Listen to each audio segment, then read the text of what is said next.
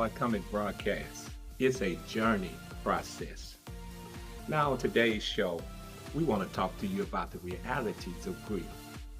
There are different realities when it comes to grief. And so we want to dive into this on today. Now I want to begin by talking about one of the first realities to grief. There are different levels of grief. Now I experienced this firsthand about 5 years ago when I lost my late wife when she transitioned from COVID in 2020. I felt a level of grief that I never, ever felt before.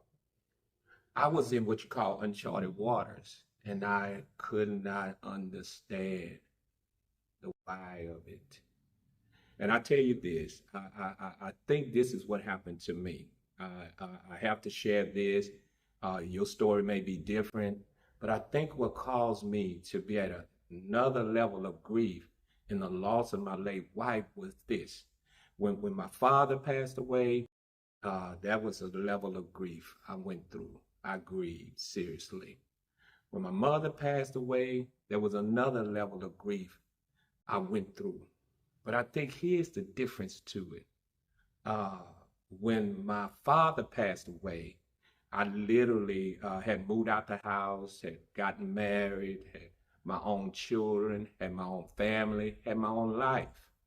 So I would go to visit my mother and dad.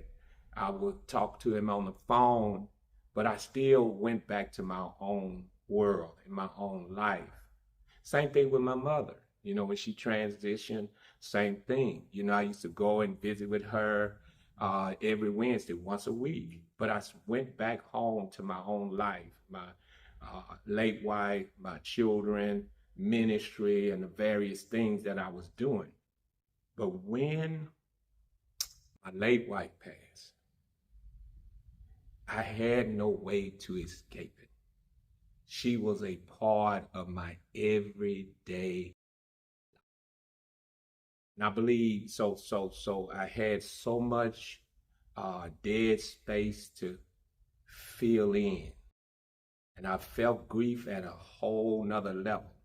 And I believe that's what happened to me. But there are different levels of grief. You must face the reality of this. The next thing I want to share with you is that grief is a journey process. It's not an overnight thing. You know how it goes, how society treats it. They give you, 3 to 5 days off, give you enough time off to, get through the funeral itself. And you have that time with your family, but you're making preparation for the funeral. And then once the funeral is over, what happens? Then you have to go back to work. And everybody expects you to go on with life as normal. But that's when the grief really, truly sets in. Because now you're going on with life at this time without that person no longer being a part of it. So I want you to know that grief is a journey process. So I want to say this to you. Don't be so hard on yourself. You have to be patient with yourself because you're going through so many emotions at this time. I was going through so many emotions: anger, sadness, depression, frustration. The list can go on and on and on. So you're dealing with so many emotions at the time. So you have to be patient with yourself. Now, the next thing I want to share with you about grief is to understand the importance of going through the process is that you must know the what and the why. To understand the importance of going through this process, you must know the what and the why. So let's deal with what is grief. Grief is the distress and suffering that comes with a loss, especially the loss of a loved one. Grief is the emotional response response to the loss. So it's a natural or normal response. Yes, it's a natural or normal response. It is something that we all will face and have to face in our lifetime. So we all have to deal with this. It's a natural and normal response. So don't look at it strange, or we all have to go through this same process, this same thing called grief. Now let's deal with the why now. Why do we grieve? Why do we grieve? We grieve because we loved, with an ED on it. We do not grieve without first loving. Do you hear me? We grieve because we love. So check this out. The greater the love, the greater the grief. The greater the love, the greater the grief. This is why no one story is the same, because it involves unique individuals with unique relationships. So I recognize, because of my unique relationship that I had with my late wife for 38 years, we practically did everything together. It was the greater the love, the greater the grief. And so we grieve because we love. That's why it was at a whole nother level. I grieved my father because of the love I had for my father. Same thing with my mother. So the greater the love, the greater the grief. So it's based on one's individual relationship with that person. Now I got to get to this. I'm trying to get these realities out to you because I want to say something to you at the end. Here's what you can't do with grief. Number one, you can't avoid it. Many people try to avoid it by staying busy, which only prolongs the time. I remember this vividly. I was talking to and checking on an individual.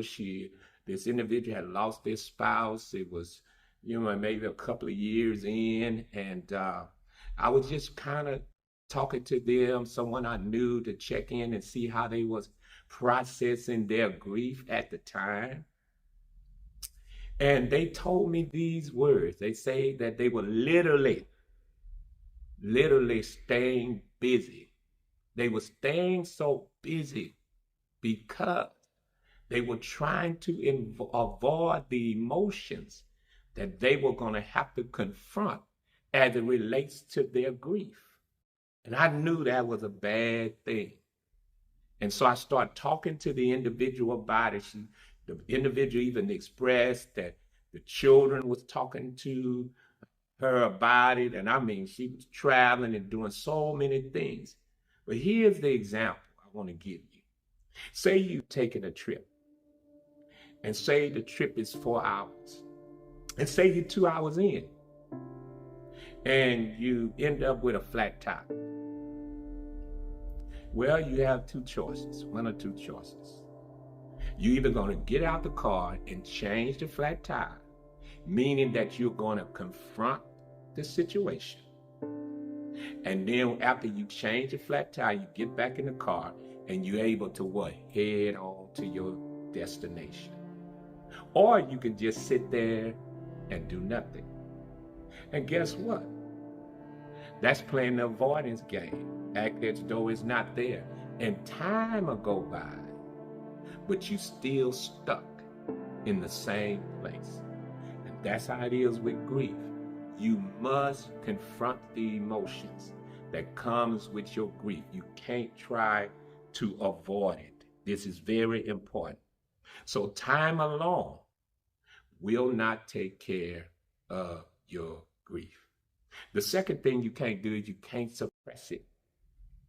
You have people trying to suppress their emotions. They don't want to give the full expression of the various emotions they are dealing with. They're trying to hold back the tears, and so they suppressing all these emotions that is coming with their grief. But that can only lead to health challenges. So you can't suppress it. It's like a now or later situation. That's why I'm talking to you like this. You have to face these realities as it relates to grief. So it's like a now later situation. That's why you see people that have breakdowns 5 or 10 years from now, because they try to do one or two things. They were trying to avoid it or suppress it. So you have to understand this. You can't heal what you don't feel. You can't heal what you don't feel. So you can't try to avoid it or suppress it. So last of all, I want to deal with this why factor. You can't get stuck in the why. Now, I was stuck there for a moment. I couldn't make sense of what had just happened. Now, here's my reasons why I couldn't make sense. At the time, she had over 1,000 girls in her GEMS program. She was instrumental in going in different schools with her program. And the program was yet expanding. So this vision that the Lord had given her years ago, her passion for teenage girls was happening.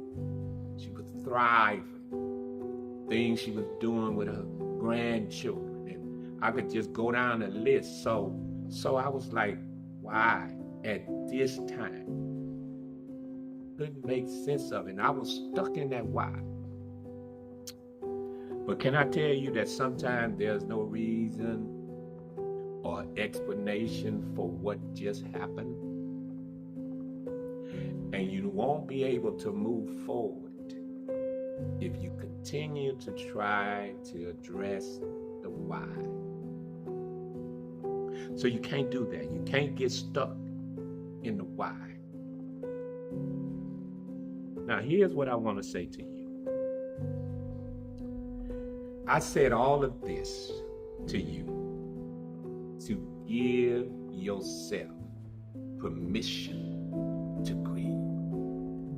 This is why I share this with you. I want you to give yourself permission to grieve. I decided that I wasn't going to hide it. I wasn't going to try to hide it.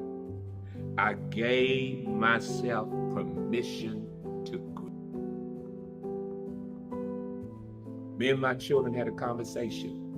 I sat down with them and we decided that we were going to be transparent about all our emotions. We were going to be public with it. We weren't going to try to hide it.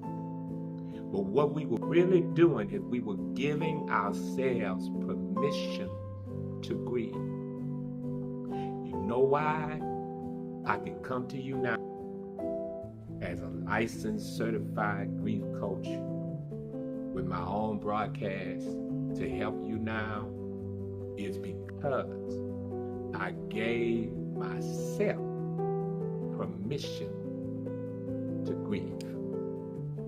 So I continue to move through the various emotions that I had to face from day to day, from week to week. And I was able to heal. And the same happened to you.